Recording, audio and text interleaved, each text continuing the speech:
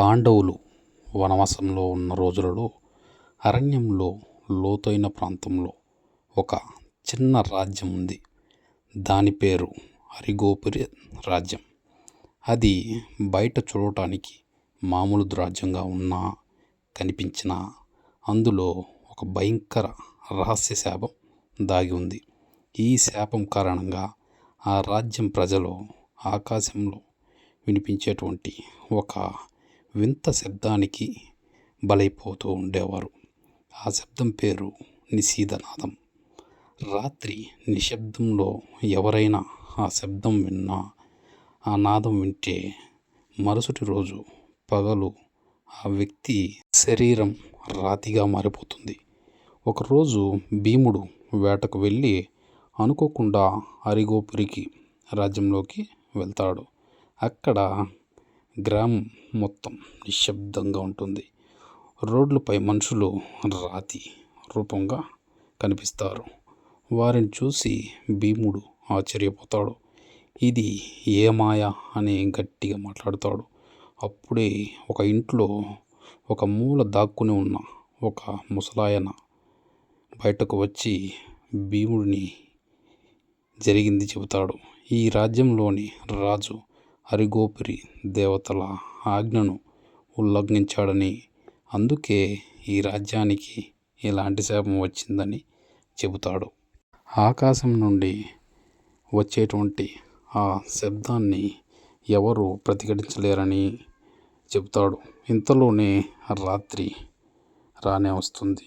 అప్పుడు ఆ ముసలి తాత భీముడిని ఈ గ్రామం నుంచి నీవు వెళ్ళిపో అని చెబుతాడు. కానీ భీముడు మాత్రం ఆయన మాటలను ఏమాత్రం లెక్క చేయడు. ఆ రోజు మధ్యరాత్రి అడవంతా ఒక వింత గాలి శబ్దం వినిపిస్తూ ఉంటుంది. అది గాలి కాదు, వాయిద్యం అంతకన్నా కాదు, మరణ పిలుపు చేసే ఒక ఆత్మనాదం. అది దగ్గర పడుతున్న కొద్దీ గుండెలో ఒత్తిడి పెరుగుతుంది. భీముడు తన చెవులను బిగించి కూడా ఆ శబ్దాన్ని తప్పించుకోలేకపోతాడు. అప్పుడే అకస్మాత్తుగా ఒక శబ్దం వినిపిస్తుంది. భీమసేన, నీకు ఏమీ కాదు, ధైర్యంగా ఉండు. అప్పుడు ఒక వెలుగు రేఖ వచ్చి ఆ నాదాన్ని భీముడికి తాకకుండా అడ్డుకుంటుంది. ఆ దేవత పేరే నిశాదిదేవి. ఈ రాజ్యానికి రక్షణ దేవత. ఆ దేవత భీముడి ముందు ప్రత్యక్షమై అసలు నిజం అనేది చెబుతుంది. ఆ నిజం ఏంటంటే, అరిగోపురికి రాజు తన ప్రజలను బలి చేసి శివుడిని ప్రసన్నం చేయాలని యజ్ఞం చేసేవాడు. ఆయన అలా చేసేందుకు ఆయన క్రూరత్వానికి బదులుగా ఈ శాపం వచ్చింది అని అంటుంది. అప్పుడు భీముడు ఆ శాపం తొలగాలంటే ఏం చేయాలి అని అడుగుతాడు ఆ దేవతని.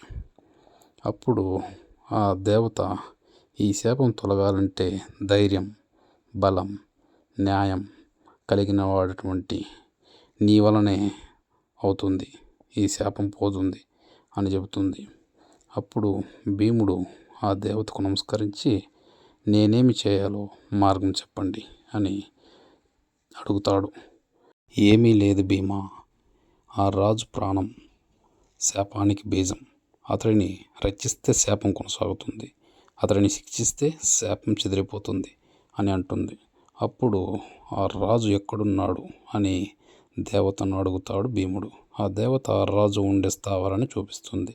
రాజు ఒక రహస్య గుహలో దాక్కుని ఉంటాడు. భీముడు గుహ తలుపులను పగలగొట్టి లోపలికైతే ప్రవేశిస్తాడు. భీముడిని చూసినటువంటి రాజు భయంతో గజగజ వణికిపోతాడు. నన్ను చంపకు భీమా, నేను చేసింది కూడా రాజ్యాన్ని కాపాడటానికి కదా అని అంటాడు. ఆ మాటలకి భీముడు కోపంతో గర్జిస్తూ ఇలా అంటాడు, ప్రజల బలి అన్నది ఎప్పుడు కూడా ధర్మం కాదు అని అంటాడు. ఇద్దరు ఒక ఘోరమైనటువంటి యుద్ధం చేస్తారు. చివరికి భీముడు రాజుని శిక్షిస్తాడు. రాజు మరణిస్తాడు. గుహ నుంచి కాంతి వెలుగులు వ్యాపిస్తుంది. శాపం తొలగిపోతుంది. గ్రామంలో ఉన్నటువంటి రాతి విగ్రహాలన్నీ కూడా మళ్ళీ నిదానంగా మనుషుల రూపంలోకి మారిపోతాయి. ప్రజలందరూ కూడా భీముడికి నమస్కరిస్తారు.